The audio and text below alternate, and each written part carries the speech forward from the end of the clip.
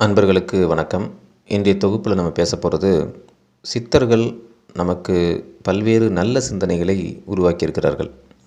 அது மட்டும் இல்லாமல் இந்த உலகை பற்றி, இந்த இயற்கையை பற்றி பல்வேறு ரகசியங்களை உடைத்து எடுத்து சென்றிருக்கிறார்கள். அவர்கள் கூறிய பல்வேறு விஷயங்கள் நடைபெற்று கொண்டிருக்கிறது, நடக்கப் போகிறது. அந்த விதத்தில் கலியுகம் என்று கூறப்படுகிற தற்போதைய யுகம், நாம் வாழ்ந்து வருகிற இந்த யுகம் எப்படி அழியும் என்பதை அவர்கள் குறிப்பிட்டுகிறார்கள். அது மட்டுமல்லாமல் அந்த அழிந்து போன பிறகு 5000 ஆண்டுகள் அந்த உலகம் மீண்டும் தலையெடுக்காமல் மீண்டும் 5000 ஆண்டுகளுக்கு பிறகு மனிதன் பிறப்பான் என்றும், அப்படி பிறக்கக்கூடிய மனிதன் எப்படி இருப்பான் என்றும் அவர்கள் குறிப்பிட்டிருக்கிறார்கள். அதைத்தான் நாம் இன்றைய தொகுப்பில் நம்ம பேச போகிறோம். கலியுகம் நடக்கும்பொழுது எப்படி இருக்கும் என்று பலரும் கூற நாம் பல இடங்களில் கேட்டுக்கொண்டு தான் இருக்கிறோம். எதை சொன்னாலும் நம்ம இது கலியுகம் அப்படி தான் நடக்கும், இது கலியுகம் அப்படி தான் நடக்கும் நம்ம கேட்டுக்கிட்டே இருக்கிறோம்.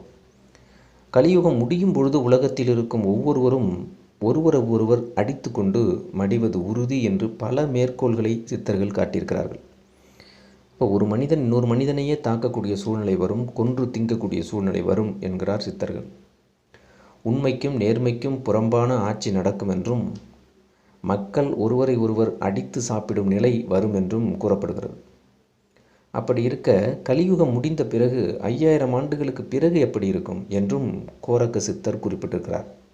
முதலில் இந்த உலகம் எப்படி அழியும் என்பதை பார்ப்போம், பிறகு அந்த அழிந்த உலகம் எப்படி மீளும் என்பதையும் பார்ப்போம். கலியுகம் முடியும் தருவாயில் உலகம் எப்படி இருக்கும்? ஜாதி மத பேதங்கள், நிறபேதங்கள் அதிகரிக்கும்.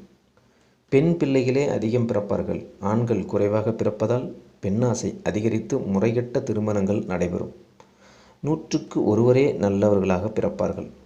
கொடுமைகளும் துன்பங்களும் அதிகரிக்கும். மனிதர்களுடைய உயரம் குறைந்து கொண்டே சென்று குற்றையாக தோற்றமளிப்பார்கள். இப்பொழுது இருக்கும் ஆயுளை விட அப்போது மனிதர்களின் ஆயுள் மிக மிக குறைவுந்தான் காணப்படும். இளம் வயதிலேயே அதிகமான மரணங்கள் ஏற்படும்.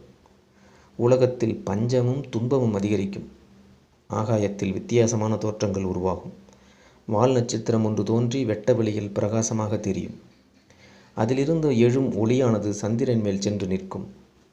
சூரியனுடைய கதிர்வீச்சு அதிகரித்து வெப்பம் காரணமாக புதிதாக நோய்கள் உண்டாகி மனிதர்கள் கொத்து கொத்தாக மாண்டு மடிவார்கள். பகல் பொழுதில் வெப்பம் அதிகரித்தும் இரவு நேரத்தில் பனி அதிகரித்தும் நம் கற்பனைக்கு அப்பாற்பட்ட நிகழ்வுகளெல்லாம் நடக்கும். சந்திரன் மேல் அரூபங்களாக சிலவை தெரியும். இரவு பொழுது அதிகரித்து பகல் பொழுது குறையும்.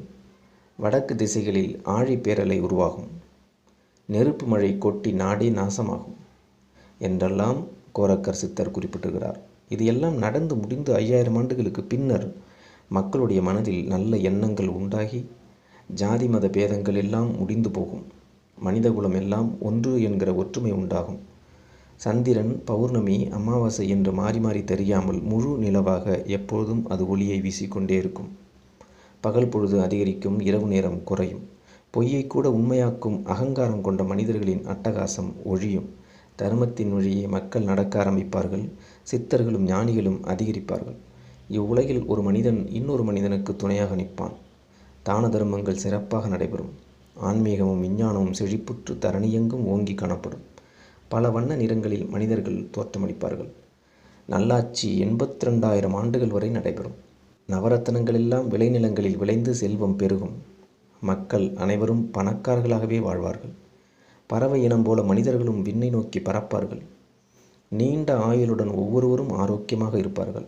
இதையெல்லாம் கேட்பதற்கு நன்றாகத்தான் இருக்கிறது. நடக்குமா என்றால், சித்தர்கள் சொன்னது இதுவரை நடந்து கொண்டிருக்கிறது, இதுவும் நடக்கும் என்று நம்புவோம். ஓம் நம சிவாய. நன்றி.